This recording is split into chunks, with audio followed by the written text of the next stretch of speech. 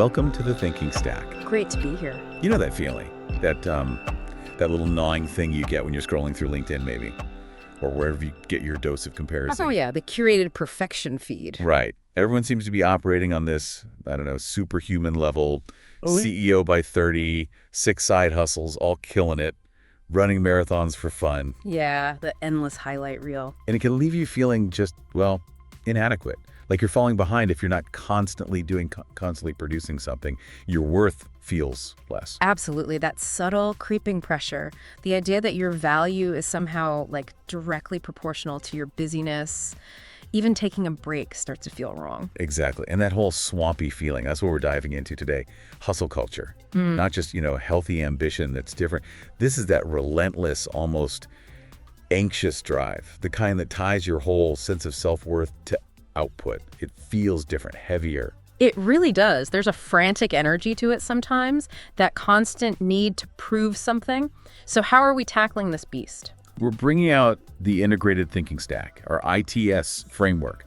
Think of it like 7 different lenses. 7 layers. Yeah, 7 layers to really dissect it. We'll look at the cognitive side, how it messes with our thinking, then the moral angle, the systemic picture, how it physically feels. Why we even buy into it in the first place. Right, how risky it all is, and then importantly, how we might actually find an alternative path. Okay, so 7 layers to get beyond the sort of surface level, Instagrammable hustle quotes and really understand the mechanics. Exactly. And the big question weaving through all this, the one for you listening to really chew on is, well, is hustle culture just capitalism's ultimate fantasy? Like, it's perfect dream. Ooh, provocative. Yeah. Is it the ideal setup for a system that needs endless growth? A population that's always working, always anxious, always driving itself. A self-motivating, perpetual motion machine of labor. Let's dig in. Let's do it. Layer 1. Cognitive cleanse. So, stripping it back, what is hustle culture at its core? What are the actual beliefs holding it up? Fundamentally, it's a belief system, often unspoken, right? That says your value, your actual worth as a person, is directly linked to how productive you are. Constantly. It's not just about enjoying your work or having goals. It's this background hum of needing to be always on, always producing, always optimizing. For who, though? Well, that's the thing, isn't it? It often feels like performing for some invisible audience, and that's where the anxiety really kicks in. This pervasive pressure. It's often driven by a fear, right? Fear of being left behind, fear of not being enough. Yeah, it's not always that pure intrinsic motivation of, I love this project. Yeah. Sometimes it feels more like scrambling, frantically trying to keep up on some treadmill you can't see. Well, there's a quote I saw that just nailed it for me. Hustle culture isn't ambition, it's anxiety marketed as virtue. Oh, wow. Say that again? Hustle culture isn't ambition, it's anxiety marketed as virtue. That clicks. It really reframes the whole thing. It takes that feeling of stress, of maybe desperation, and spins it. Makes it sound noble, like dedication. Exactly. It co-opts the language of virtue for something potentially quite damaging. It's marketing, essentially. Turning a negative anxiety into a supposed positive, being driven. But what's the actual impact of running on anxiety? Let's look at some data. Statista this year, 2024, they looked at Gen Z and side hustles. You know the image, right? The passion project turned empire. Yeah, everyone's monetizing their hobbies. Well, the reality, for 70% of Gen Z with side hustles, it's not passion. No, then what? Financial necessity. They need the money. It's about making rent, paying bills, just surviving in a tough economy. So much for the glamorous passion economy. That really bursts the bubble. It shows the precariousness underneath it all for so many people. Right. It's not aspirational. It's often just patching holes. And the toll isn't just mental or financial, is it? The physical cost can be huge. Yeah, you hear about burnout, but is it more than that? Oh, definitely more. The World Health Organization, back in 2022, they drew a direct line. Working over 55 hours a week, which, let's be real, is pretty standard in deep hustle territory. Yeah, that's often seen as the minimum, almost. They linked that level of work to 745,000 premature deaths every year. Wait, 745,000? That's staggering. Premature deaths from what? Just working too much? Mostly stroke and ischemic heart disease. So this isn't about feeling a bit frazzled. This is a work pattern that can literally kill you. It's deadly serious. So when you feel that pressure, that internal must do more, remember that number. The stakes are potentially life and death. Exactly. So cognitively, what we're seeing is a belief system often fueled by anxiety, magnified by economic necessity for many, with potentially fatal outcomes. Doesn't sound quite so aspirational now, does it? Not even close. Yeah. That's heavy. And it leads straight into the next layer, right? Layer 2, moral intelligence. Precisely. If this culture causes real harm, tangible harm, then we have to ask, who benefits? What are the ethics here? Yeah, where does that line sit between, personal drive and, systemic exploitation? Well, some analyses are pretty blunt. Allianz Journal, last year, they called it, and this is intense, a new phase of slavery. Slavery. Wow. That's strong language. It is, but their argument was about self-imposed servitude, driven by, guess what? Capitalism's demand for endless growth. Okay, unpack that. Self-imposed servitude. The idea is the pressure isn't always external, like a direct order, it's internalized. Because of economic insecurity, because of the cultural narrative, you feel you have no choice but to push yourself relentlessly. You police yourself. Right. You feel guilty for resting. You feel like you should be working. Exactly. Guilt for resting. And that bizarre celebration of burnout we see sometimes, people bragging about how little sleep they got. Yeah, like exhaustion is a status symbol. Morally, that feels deeply weird, twisted even. Yeah. So who gains from a workforce that feels guilty for resting and sees burnout as noble? Well, it seems pretty clear. The system itself. Capitalism gets this highly motivated, often cheap, self-disciplining workforce. People pushing themselves to the limit out of internal anxiety. It's efficient. Scarily efficient, maybe, because the control mechanism is inside your own head. It's not a manager looming over you. It's your own fear and guilt doing the work. So the moral question for you listening becomes, is it ethical to prop up a system that seems to thrive on this? Heavy stuff. Yeah. Which then makes you think about the bigger picture, layer 3. Systemic foresight. What happens if this becomes the way we work? Long term. Short term? Sure. You might see productivity spikes, companies hit their targets, looks good on paper. But zoom out. What's the cost down the line? Long term, you're potentially looking at system-wide burnout, like societal level exhaustion. Imagine a whole society running on empty. What does that do to innovation, to creativity, to simple, basic well-being? And the mental health implications must be massive. All that constant low-grade anxiety. Has to be. You'd expect a surge in mental health crises. And think about inequality. Who can actually sustain this kind of pace indefinitely? Right. You need resources, support, the ability to maybe step back sometime. Exactly. So it likely widens the gap between those who have resources and those who don't. It creates like a two-tier system of well-being. Only the privileged can afford not to hustle themselves into the ground. That makes sense. Are we seeing any signs of this playing out? Well, interestingly, yes. There seems to be some pushback brewing. The Guardian had a piece projected for 2025, actually, about Gen Z. Oh yeah, what about them? They're increasingly rejecting hustle culture.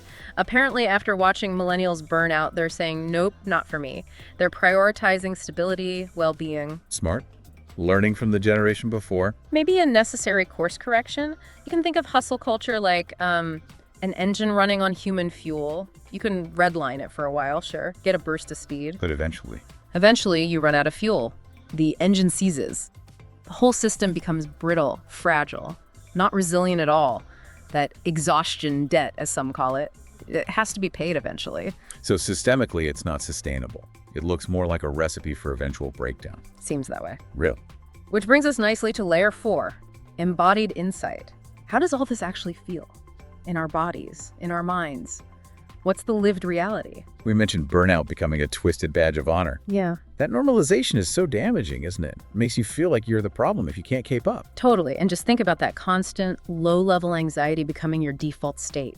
That hum of not enough, the racing thoughts, the knot in your stomach, that's not normal, but it becomes normalized. And imposter syndrome just thrives in that environment, right? Feeling like a fraud no matter how hard you work. Absolutely. And let's just call it what it is. Depression is a highly likely outcome here.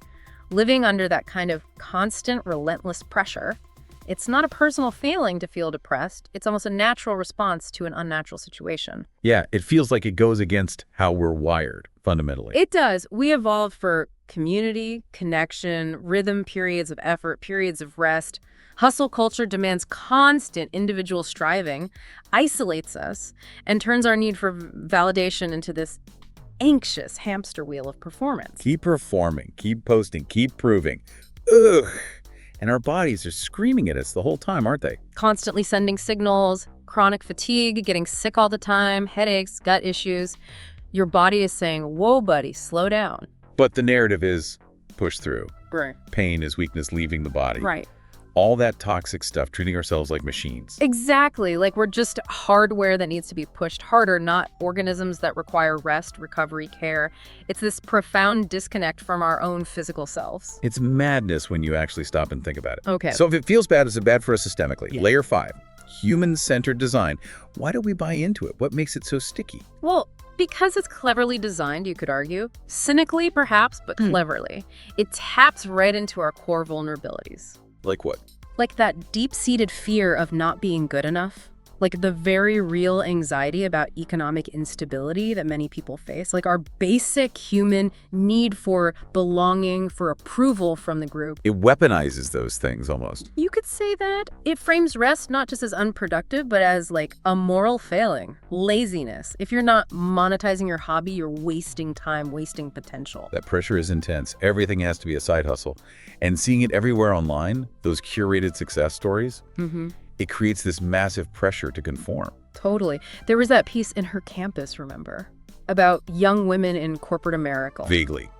What was the gist? It described how they were internalizing this intense pressure, leading to fierce competition against each other. Collaboration was seen as weakness. They called it emotional cannibalism. Emotional cannibalism. Wow. That's bleak. Hustle culture turning people against each other. Yeah, pitting everyone against each other in this desperate scramble. And the final trick. When you inevitably burn out because the pace is insane. The blame falls on you. Exactly. It's never the system's fault. It's your fault. You weren't resilient enough. You didn't manage your time well. You didn't have enough grit. It's a masterful deflection. The individual takes the hit for systemic flaws. Okay. So layer 6, risk and resilience. Let's stress test this. How sturdy is an economy, a society built on this? Well, I mean, common sense suggests. Not very, right? If your foundation is built on running people ragged, pushing them past their limits constantly, that sounds inherently fragile. Yeah, what happens when a real shock hits? Like an economic crisis or, a pandemic, something unexpected. A workforce that's already redlining, already depleted, has zero buffer, no reserve capacity to cope, to adapt, to respond effectively. They're brittle. Whereas a workforce that's generally healthy, rested, feels secure, they'd probably handle shocks much better, more adaptable. Stands to reason, doesn't it? And we're already seeing the warning signs, the cracks appearing in this hustle model. Like what? Like the burnout stats we talked about, the mental health crisis, that Gen Z rejection we mentioned. These aren't signs of a robust system. They're signs of a shaky foundation, a narrative that's starting to fray. So the whole idea that hustling harder makes an economy stronger, more anti-fragile, that's just wrong. It seems completely backwards. It looks much more likely that it breeds fragility. It's a house of cards built on, adrenaline and caffeine fumes. Looks impressive until a gust of wind comes along. Okay, it's bad for us, ethically dubious, systemically wonky, and fragile. So, the big one, layer 7, execution engine.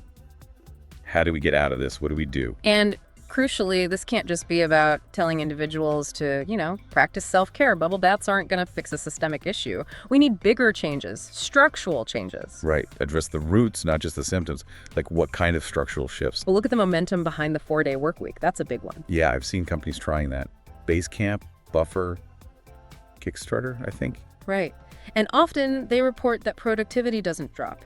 Sometimes it even increases. It forces a focus on results, not just hours clocked. Makes sense. Work smarter, not just longer. What else? The absolute necessity of living wages. If people aren't terrified about making rent, maybe they don't need 3 side hustles. Yeah. It tackles that core economic anxiety. That feels fundamental. Reducing the sheer pressure to constantly earn more. Exactly. And then better protections around work-life balance. Things like mandatory vacation time that people actually use. Yes, and feel safe using. Plus, the whole right to disconnect movement, laws that say your employer can't expect you to be available 24/7, setting real boundaries. That seems essential for mental health. Yeah. Reclaiming personal time. And fundamentally, we need to redesign work itself. Shift the focus entirely away from hours and onto outcomes. Value the result, not the effort theater. Build cultures where rest isn't weakness, but is understood as vital for performance. Where taking a break is normal, even encouraged. And the companies doing this stuff, they seem to be doing okay. Better than okay, often. They report happier teams, less burnout, lower staff turnover, more creativity, more innovation. It turns out treating people like humans is actually good business strategy. Imagine that. So building something better isn't just wishful thinking. It's possible. And maybe necessary. Seems both possible and increasingly necessary. Okay, let's try and wrap this up then. We went through the 7 ITS layers, and that initial question, is hustle culture capitalism's wet dream? Where do we land? Well, the evidence we looked at, it strongly suggests, yeah, it kind of is. It's anxiety repackaged and sold as ambition. It's a system that benefits hugely from having a workforce that's anxious, cheap, and drives itself into the ground. Yeah, a pretty raw deal wrapped up in, like, aspirational Instagram posts. And the key takeaway for you listening is not just about maybe working fewer hours, though that might be nice. Right. The real goal is to think more clearly, to use frameworks like this, like the ITS, to see these systems for what they are. To cut through the noise. Yeah. And to start asking yourself some pointed questions next time you feel that pressure mounting. Questions like, what am I actually reinforcing when I wear my exhaustion like a badge of honor? And who really truly benefits if I burn myself out chasing this? And maybe the biggest one, what's the hidden cost? To my health? Yeah, but also to my relationships, to just living my life. Because real freedom, genuine well-being, it's probably not found in hitting the next productivity metric. It's found in thinking more clearly, more critically. And knowing, really knowing that your worth as a person, it's inherent. It's not tied to your output, it just is. Your worth is inherent. It's not your output. Say it again. Your worth is inherent. It is not your output. Couldn't agree more.